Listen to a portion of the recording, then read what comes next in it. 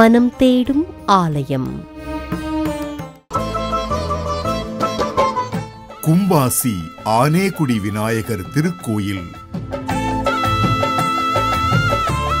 பிரபஞ்சத்தின் முழுமுதற் கடவுளாக விளங்கும் விநாயக பெருமான் தனது தாய் தந்தையரை அன்புடன் வழிபட்டதால் பிள்ளை என்ற பெயருடன் ஆர் என்ற பன்மை விகுதி பெற்று பிள்ளையார் என்று பெயர் பெற்று விளங்குகின்றார்.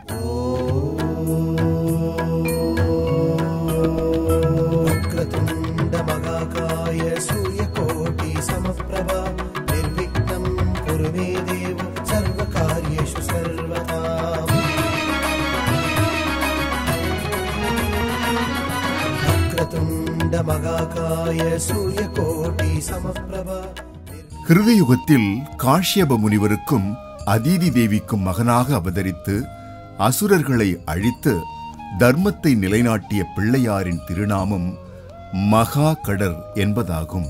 திரேதாயுகத்தில் அம்பிகை பார்வதியின் மகனாக அவதரித்து அழகான மிகப்பெரிய மயிலை தம் குழந்தை பருவத்தில் பிடித்து விளையாடியதால் மயூரேசர் என்ற திருநாமம் பெற்றார்.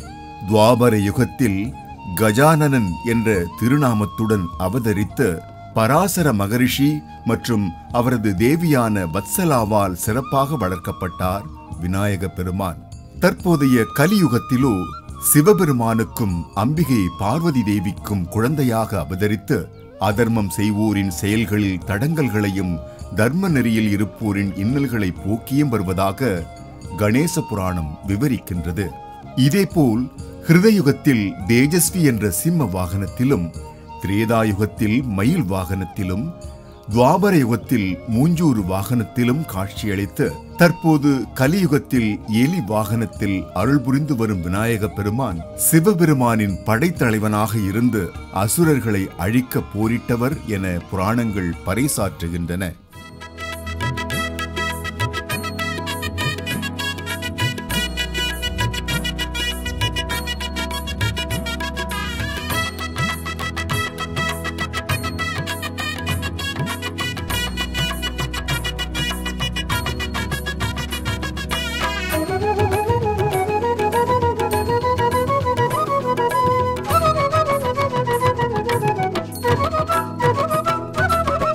கணபதி என்றிட நினைத்தது நடக்கும், காரியம் கைகூடுமே.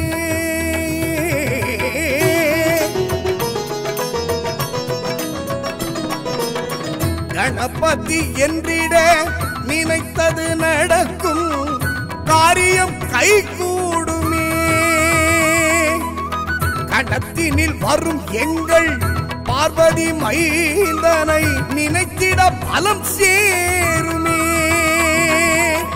சிவனாரின் முதல் பிள்ளை, சித்திகளை தரும் பிள்ளை, தாரக பொருளானவா.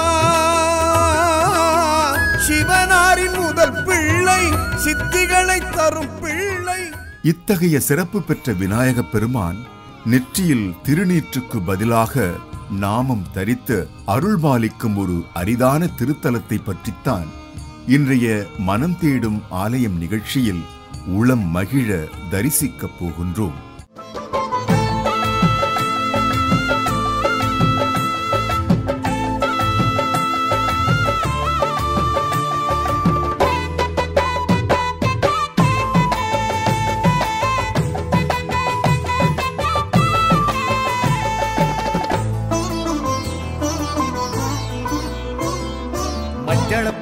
நெஞ்சில நினைச்சு செஞ்சு வச்சு கும்பிட்டோமே, பிள்ளையார் கும்பிட்டோமே.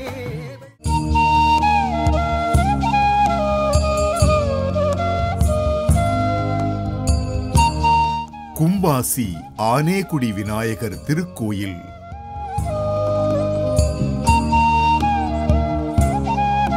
விண்ணுக்கும் மண்ணுக்கும் நாதனாக திகழ்பவர் அரச மரத்தடியிலும் குளக்கரை அருகிலும் அமர்ந்து குன்றாத அருள்பாலிக்கும் விநாயக பெருமான் கும்பாசி விநாயகர் எனும் திருநாமத்துடன் கர்நாடக மாநிலம் உடுப்பி மாவட்டத்தில் கும்பாசி ஆனேகுடி குன்றில் அமர்ந்து அருள்பாலிக்கின்றார். ஆனே என்றால் யானை என்றும், குட்டே என்பது சிறு குன்றையும் குறிப்பதால் யானை முகத்துடன் விநாயகர் குடியிருக்கும் குன்று என்பதே இதற்கான பொருளாகும். சமஸ்கிருதத்தில் இத்தலம் கஜகிரி என்றும் அழைக்கப்படுகின்றது. முற்றிலும் இயற்கை சூழலில் அமைந்துள்ள இக்கோயிலில் உள்ள தல விருட்சத்தை கடந்து சென்றால் கேரள கட்டிட பாணியில் அமைந்துள்ள கோயில் நம்மை வரவேற்கின்றது. நவீன பாணியிலான கோயில் கோபுரத்தை கடந்து கோயிலுக்குள் நுழைந்தால் சிவன் பார்வதி ஆகியோர் கையிலாய காட்சி திருமண கோலத்தில் நம்மை வரவேற்கின்றார்கள். மஞ்சள பூடிச்சு நெஞ்சில நினைச்சு செஞ்சு வச்சு கும்பிட்டோமே, பிள்ளையார கும்பிட்டோமே, வெள்ளருக்கெடுத்து வேரில செதுக்கி நம்பிக்கையா கும்பிட்டோமே, உந்தன் பாதம் தொட்டு கும்பிட்டோமே.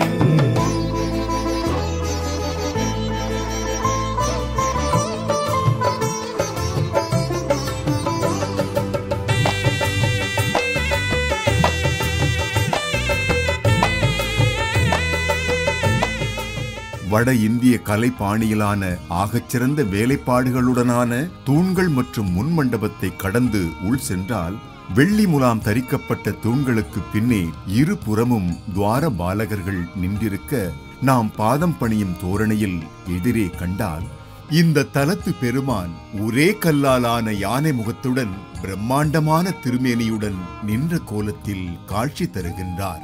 மேலிரு கைகளில் பாசம் அங்குசம் ஏந்தியபடியும் கீழ் வலது கையால் வரம் அளிக்கவும் கீழ் இடது கையால் சரணடைந்தவரை காக்க செய்யும்படியாய் காட்சி தருகின்றார் கணபதி. இந்த தலத்து சுவாமியை சுயம்பு விநாயகர் என்றும் கூறுகின்றார்கள். வேறெங்கும் காண முடியாத சிறப்பாக விநாயகரின் நெற்றியில் திருநீருக்கு பதிலாக நாமம் தரிக்கப்பட்டுள்ளது. இவரை பக்தர்கள் விஷ்ணு ரூப கணபதி, விஷ்ணு ரூப பரமாத்மா, சித்தி விநாயகர், சர்வ சித்தி பிரதாயிகா என அழைத்து மகிழ்கின்றனர்.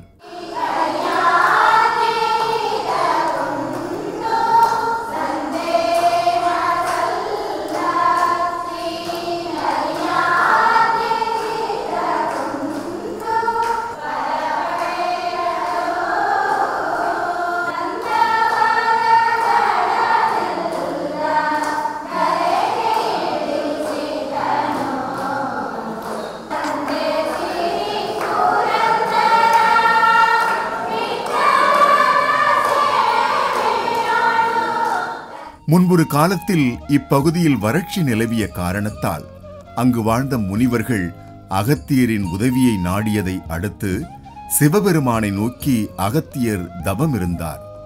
அவ்வாறு தவம் இருக்கும்போது கும்பாசுரன் என்ற அரக்கன் தவத்திற்கு இடையூறு விளைவித்து வந்தான்.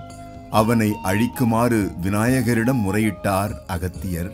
விநாயகரோ அசுரனை அழிக்கும் சக்தி கொண்ட பாண்டவர்களில் ஒருவனான பீமனை கொண்டு கும்பாசுரனை அழிக்க எண்ணினார்.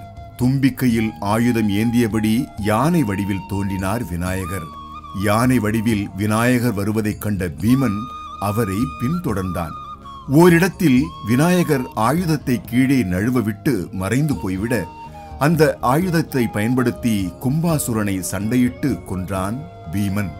வறட்சி நிலவிய அப்பகுதியில் விநாயகரின் அருளால் மழையும் பொழிந்ததால் மகிழ்ந்து போன முனிவர்கள் இங்குள்ள குன்றில் விநாயகருக்கு கோயில் எழுப்பி வழிபாடு செய்து வந்தார்கள். அசுரனின் பெயரால் இப்பகுதி கும்பாசி என பெயர் பெற்றது. விநாயக பெருமானுக்கு இங்கு தினமும் வெள்ளி கவசம் சாத்தப்படுகின்றது.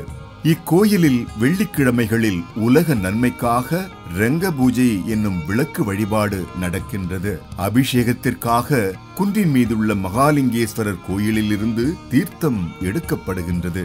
ஐப்பசி, கார்த்திகை, மார்கழி, தை மாத வெள்ளிக்கிழமைகளில் இந்த விநாயகர் சன்னதியில் உலக நன்மைக்காக மகா ரங்க பூஜை நடைபெறுகின்றது. இந்த பூஜையில் பங்கேற்கும் பக்தர்கள் விளக்கு ஏற்றி வழிபாடு செய்கின்றனர். கணபதி என்றிட நினைத்தது நடக்கும், காரியம் கைகூடுமே.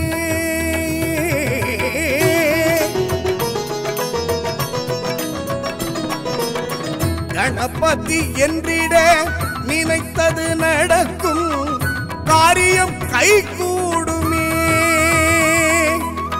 கடத்தினில் வரும் எங்கள் பார்வதி மைந்தனை நினைத்திட பலம் சேருமே. சிவனாரின் முதல் பிள்ளை சித்திகளை தரும் பிள்ளை தாரக பொருளானவா.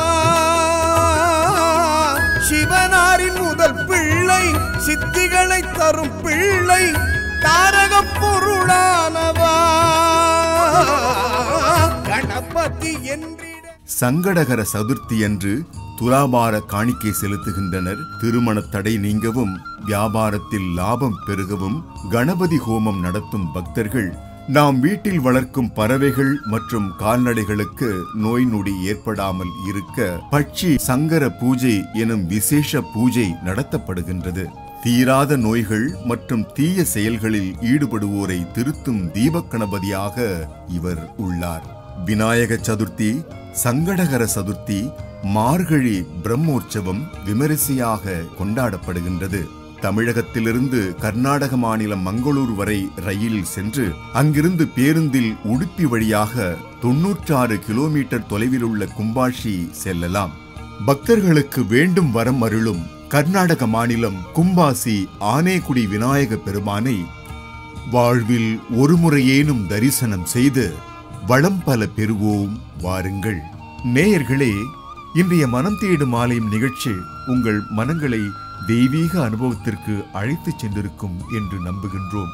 நிகழ்ச்சி குறித்த உங்களது அனுபவங்களையும் கருத்துக்களையும் 8999366611 என்ற எண்ணில் தொலைபேசியிலும் வாட்ஸ்அப்பிலும் பகிர்ந்து கொள்ளலாம்.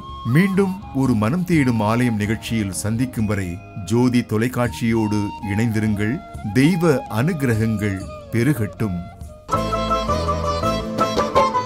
கும்பாசி ஆனேகுடி விநாயகர் திருக்கோயில்.